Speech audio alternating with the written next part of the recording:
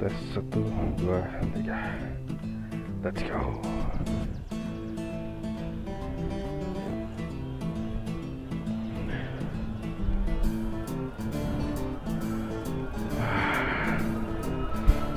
Oke, hari baru, harus ke kampus pagi-pagi. Harus sampai kampus jam 10, sekarang jam setengah 10. Benar tepat waktu. Oke, jadi hari ini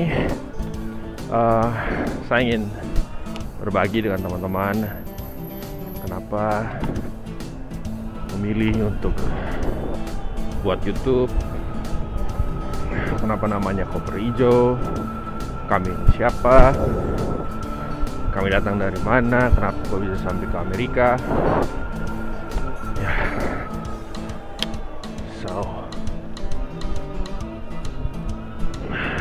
saya dan istri sebelumnya kami tinggal di Sabu. Setelah menikah kami memutuskan untuk tinggal di Pulau Sabu, salah satu pulau paling selatan di Indonesia. Dan setelah 8 bulan kami di sana, Tuhan memberikan kami anak. Istri saya mengandung sampai usia kandungan 4 bulan. Kami memutuskan untuk sepertinya lebih baik untuk istri dan anak dalam kandungan untuk pindah ke Kupang. Kenapa? Karena saya berpikir dengan fasilitas kesehatannya dan juga akses jalan pada waktu itu, karena waktu itu jalan infrastrukturnya masih tidak sebagus sekarang. Jadi sebelumnya itu kami tinggal di Sabu Timur, sementara saya mengerjakan beberapa proyek pribadi saya seperti membuka lembaga khusus bahasa Inggris, terus membantu teman-teman siswa untuk mendapat beasiswa ke perguruan tinggi. Setelah itu saya juga menjadi pustakawan di salah satu sekolah dasar di Sabu Timur, itu SD Gemit Bodai namanya. Orangnya baik-baik, gurunya baik-baik di sana. Kalau guru-guru nonton ini, salam dan cium hidung buat semua. Ya, setelah itu istri saya dan anak juga dalam kandungan sudah pindah ke Kupang. Saya masih tetap di Sabu sambil menjalankan beberapa tugas saya sampai ada kesempatan untuk mengajukan diri atau mendaftar beasiswa, dan kebetulan ada beasiswa LPDP khusus untuk Indonesia Timur tahun 2018 pada waktu itu. Jadi saya mendaftarkan diri sampai beberapa tahap yang harus dilalui. Setelah itu tepat 3 hari setelah istri saya melahirkan, saya lahir. Tepat 3 hari setelah itu saya mengikuti seleksi terakhir dari beasiswa, yaitu seleksi wawancara, dengan posisi kurang tidur dan sebagainya. Tapi puji Tuhan semua selesai dengan baik, dan saya diberikan kesempatan untuk mendapatkan beasiswa ini. Dan tidak sampai situ saja, setelah itu ketika anak saya berumur 4 bulan waktu itu, saya, istri, dan anak, kami bertiga pergi ke Jogja. Kami pergi ke Jogja untuk mengikuti pelatihan pengayaan bahasa. Jadi setiap awardee penerima beasiswa LPDP diberikan seperti pelatihan kalau yang bersangkutan menyanggupi waktunya, diberikan pelatihan atau pengayaan bahasa selama 4 bulan plus 3 bulan. Jadi waktu itu saya kurang lebih hampir setahun di Jawa bersama dengan anak dan istri. Kemudian kami harus kembali ke Kupang karena pada waktu COVID mulai merebak ya. Kami tidak punya pilihan, kami harus kembali ke Kupang. Setelah itu standar bahasa Inggrisnya sudah saya capai, tapi karena kondisi COVID, jadi tidak ada yang diperbolehkan untuk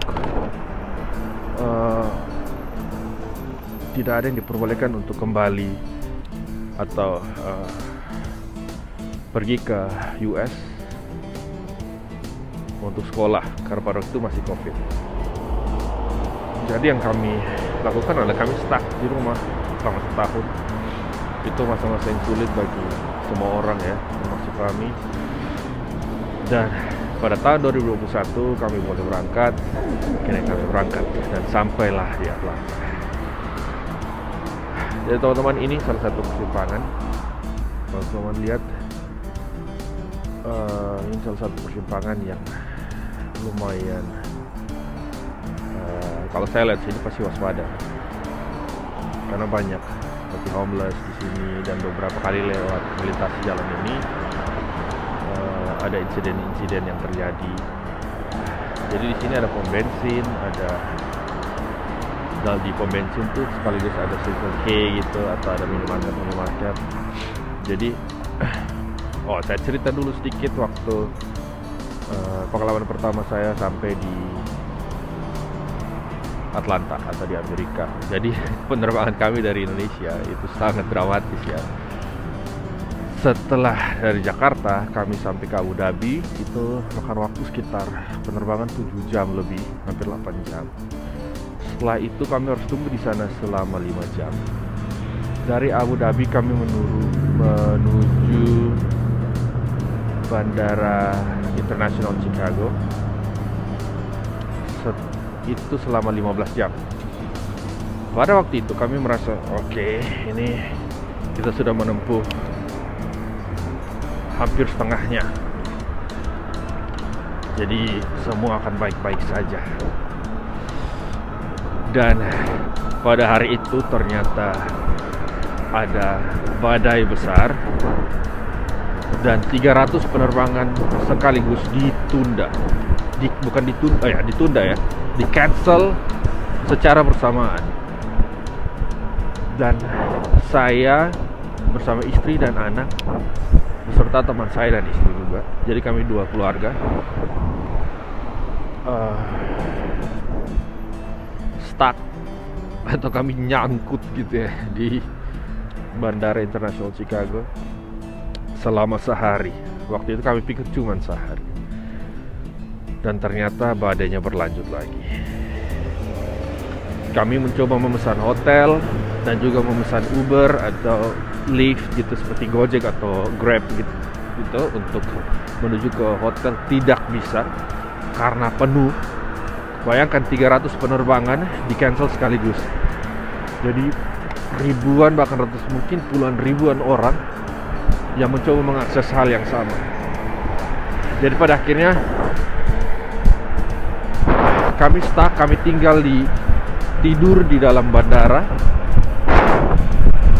Dan seperti pada waktu malam, tidak ada apa-apa, restoran semua tutup, tempat-tempat makan tutup. Jadi kami harus bertahan hidup di sana dengan membawa bekal makanan yang dari Indonesia gitu.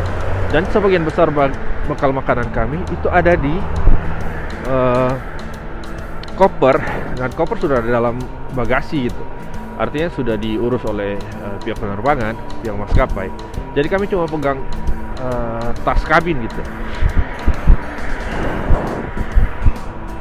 Pada akhirnya kami punya penerbangan dari Indonesia sampai ke Amerika, sampai ke Atlanta khususnya. Itu 4 hari penerbangan, karena kami stuck 2 hari di Chicago. Dan pada waktu itu kami lebih parahnya lagi, kami stuck di dalam pesawat karena pesawat itu belum diizinkan untuk terbang selama 5 jam, tidak melakukan apa-apa. Jadi kami stuck saja. kami cuma duduk saja di pesawat, kami tidak melakukan apa-apa. Nah, bayangkan sudah lumayan lelah dan kami harus duduk di situ dengan belum tahu nasibnya bagaimana.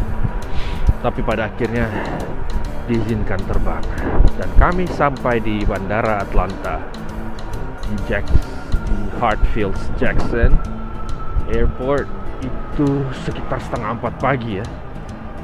Dan untungnya salah satu seperti program manajernya jurusan saya dan teman saya dari Emory University, dia sanggup untuk datang menjemput. Sudah dia jemput kami jam 3:30 pagi. Kami langsung menuju Airbnb. Jadi kami memesan Airbnb gitu ya, atau kalau teman-teman di Indonesia seperti Traveloka gitu ya, terus pilih hotel. Nah, seperti itu. Jadi kami pilih homestay atau hotel. Dan kami menuju sana jam 3:30 pagi dengan kondisi yang sangat lelah. Sampai di sana, kami membayangkan rumah-rumah di Amerika itu rumahnya terang benderang gitu ya. Seperti di Indonesia kan malam-malam pasti mama-mama semua bilang harus nyalakan lampu ya, biar tidak ada pencuri, biar aman gitu ya. Tapi di sini beda. Rumahnya tidak berpagar dan gelap gulita gitu. Termasuk Airbnb yang kami tuju ini. Jadi pada akhirnya saya dan teman saya dengan keluarga kami memutuskan untuk oke, kita masuk saja dulu. Dan keadaan sudah lelah, kami sudah tidak bisa berpikir lagi, jet lag juga. Bayangkan perbedaan waktu itu 12 jam ya. Perbedaan waktu sampai sekarang ini 12 jam. Jadi kalau di Indonesia jam 12 siang, di sini jam 12 malam. Jadi kami sudah sangat lelah. Saya memutuskan untuk mencoba membuka semua pintu yang ada di rumah itu. Karena tidak bisa dilihat lagi nomornya mana karena gelap ya. Kami mencari apartemen 4 atau apartemen nomor 4. Mencoba membuka di lantai 1, tidak ada, naik ke lantai 2. Dan ternyata kamar kami di lantai 2. Setelah itu kami beristirahat. Tepat jam 10:30 pagi ada yang gedor-gedor pintu gitu ya, seperti FBI gitu. Jadi saya buka pintu, ternyata host Airbnb atau yang punya rumah gitu. Dan dia datang, dia memarahi kami, kalian ngapain gedor-gedor pintu tamu yang lain, kamar yang lain? Saya dikomplain oleh semua tamu nih. Tetangga-tetangga juga sudah telepon 911. Katanya ada yang menserobot masuk rumah. Kalian ngapain begitu? Kalian mau berurusan dengan polisi? Bayangkan, hari pertama kami sampai di Atlanta, kami hampir diringkus aparat. Bayangkan kalau kita sampai masuk di polsek sini ya, kan tidak ada orang dalam ya. Dia pasti jalan bebek dari Airbnb sampai di polsek. Saya membayangkan Arya dan istri saya jalan bebek, kan lucu ya. Jadi oke, setelah itu kami minta maaf. Saya bilang saya juga tidak bisa berpikir lagi pada waktu itu karena keadaan.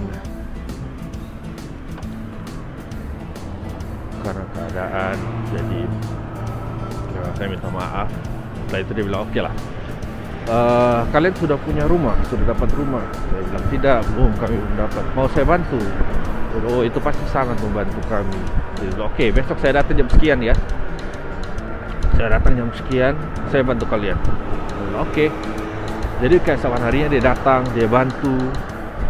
Orangnya memang lumayan tegas, ketus gitu. Host Airbnb ini namanya Scott. Dia mencoba membantu, dia 2 hari berturut-turut dia mencoba membantu melihat rumah. Dia tanya range harganya berapa, kalian puas atau tidak dengan rumah yang saya tunjukkan. fasilitasnya oke atau tidak, dan kebanyakan rumah itu sangat mahal. Sampai pada akhirnya kami memutuskan untuk mencari yang jauh dari kampus, di rumah kami yang sekarang. Jadi teman kami sudah mendapat rumah di tempat yang lain, kami harus mencari rumah yang lain juga, dan akhirnya dapat di Pine Lake, di tempat yang kami tinggal sekarang. Dan ini jalan menuju kampusnya ya, lumayan jauh, tapi kami tidak punya pilihan lain karena rumahnya lebih terjangkau dan ternyata lingkungannya sangat baik. Nanti saya buat vlog e-bike vlog keliling-keliling kompleks ya, keliling kota Pine Lake ya, biar teman-teman bisa lihat seberapa bagusnya kota itu atau rumah-rumah ini. Oke. Jadi setelah itu kami memutuskan untuk tinggal di Pine Lake City, dan kami menjadi sangat dekat dan akrab dengan Scott yang host Airbnb itu.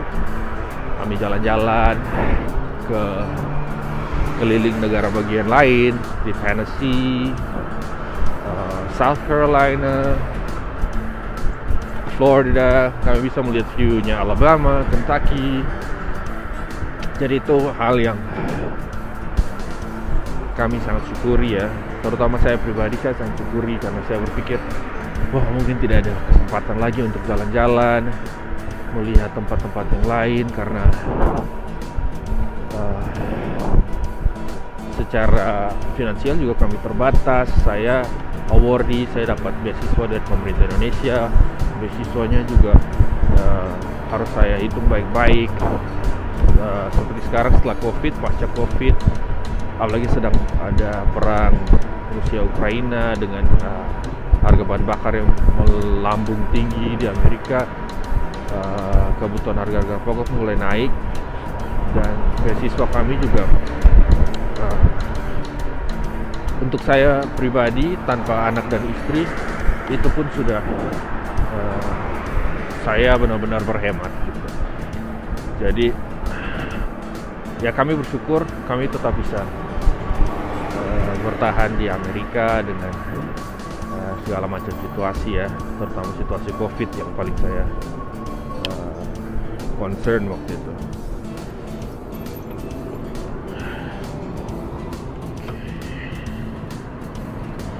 Teman-teman bisa lihat di sana ada seperti Pizza Hut ya. Pizza Hut di sini kecil-kecil. Kalau di Indonesia kan mewah, megah. Sini kecil, termasuk makanan murah. Kalau di Indonesia KFC, McDonald's, Pizza Hut sepertinya makanan-makanan yang paling wah gitu ya. Di sini makanan kelas bawah. Seperti yang sekarang yang lagi terkenal di Indonesia kalau tidak salah Subway ya. Waktu itu saya dengan teman saya Scott itu, kami pergi ke pusat perbelanjaan kayak Walmart, seperti Giant atau Indomart gitu ya, Indomart, Alfamart atau Hypermart. Saya bilang kami mau coba Subway. Dia bilang, apa kalian mau coba makanan ini? Makanan yang tidak sehat, kami tidak pernah makan di sini. Kalau kamu tidak punya uang dulu baru kamu makan itu. Berarti apa yang mereka lakukan di Indonesia dan mereka sangat terkenal ya. Sedangkan di Amerika orang-orang sudah mencap sebagai makanan yang tidak sehat, makanan yang tidak pantas dimakan ketika kamu mampu untuk beli makanan yang lebih layak.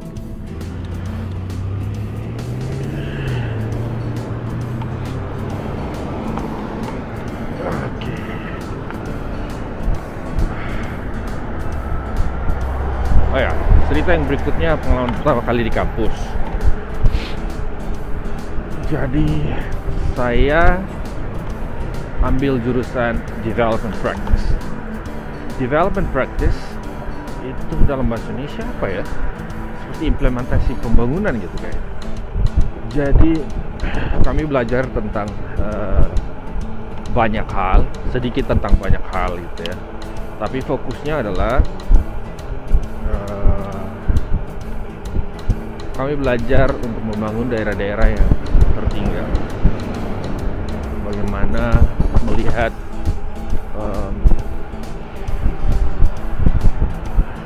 kondisi atau masalah yang selama ini terjadi. Yang paling sederhana untuk melihat mengapa negara miskin tetap miskin dengan begitu banyak bantuan dana yang sudah dikucurkan ke sana, triliunan dolar sudah dikucurkan di negara-negara miskin, tapi mereka tetap miskin. Dan bagaimana cara untuk memperbaiki itu? Ya, itu yang kami pelajari tentang kesetaraan gender, kami belajar tentang food security, kami belajar tentang teori-teori pembangunan. Kalau teman-teman pernah dengar gift economy, green revolution, apalagi banyak ya. Kami juga belajar tentang keluarga berencana di Indonesia. Itu menjadi studi kasus. Dan negara kita seperti di roasting ya. Saya rasa-rasa mau lompat keluar jendela ya. Karena mereka mencoba melihat sejarah bagaimana keluarga berencana itu dijalankan di Indonesia pertama kali, melibatkan militer dan sebagainya. Yang berikutnya kami juga belajar tentang microfinance ya, atau microeconomy. Jadi itu pun Bangladesh dan juga Indonesia itu kami seperti di roasting ya. Saya jadi ingat program KUR, program kredit usaha rakyat itu ya di bank-bank, dan juga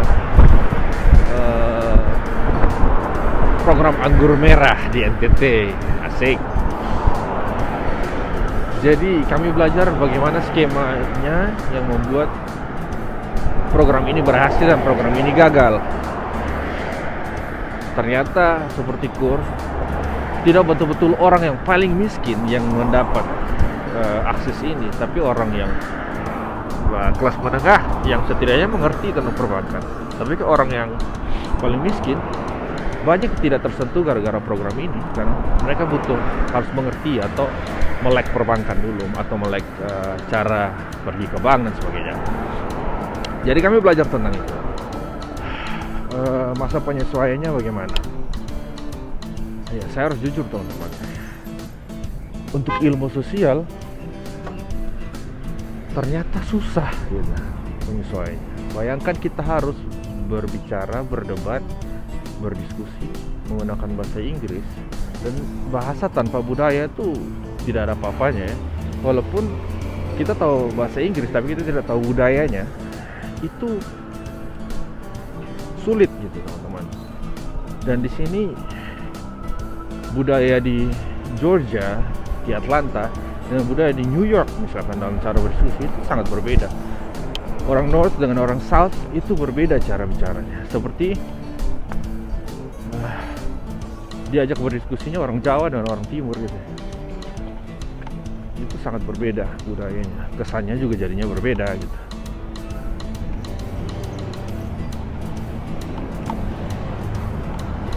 Jadi seperti itu. Masa penyesuaiannya sulit, tapi dosen-dosennya sangat suportif. Sini dosen-dosen tuh PhD semua, punya pengalaman yang sangat banyak, jaringan yang sangat luas. Seperti kepala program kami di Development Practice, dia menguasai banyak bahasa, termasuk bahasa-bahasa suku asli di Afrika ya. Jadi saya sangat terkesima melihat bagaimana kemampuan mereka untuk sangat berdedikasi dengan jurusan ini, dengan dunia development ini, dan pendekatan yang digunakan dalam jurusan ini pendekatannya lebih ke antropologi. Kalau di universitas lain itu pendekatannya lebih ke ekonomi, ada yang lebih ke African Studies. Jadi development practice di Amerika ini paling cuma 7 kampus, 7 universitas yang punya program ini. Jadi program ini masih sangat baru, dan kami beruntung untuk ada di dalam, saya dan teman saya. Oke. Gitulah kira-kira. Oke, ini sudah masuk kawasan kampus, kawasan Emory. Saya belum buat tour ke kampus Emory dulu ya. Saya harus ke kampus, ke kelas dulu. Kebetulan kelasnya di gedung itu.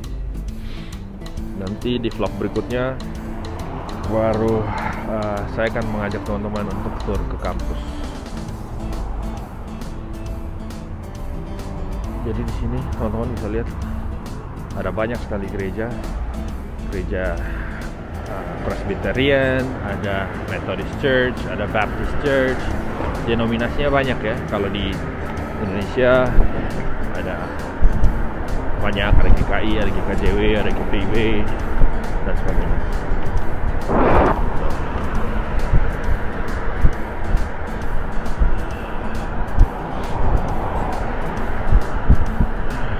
Sudah mulai musim semi, jadi bunga-bunga mulai bermekaran. Ini tempat studio seninya, dan kelas saya di situ. Oke.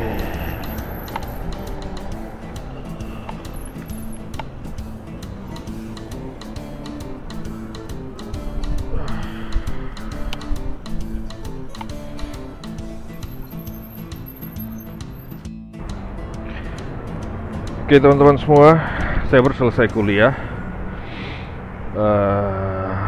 Tadi saya lupa bicara soal kenapa kami bikin YouTube dan kenapa namanya Koper Hijau.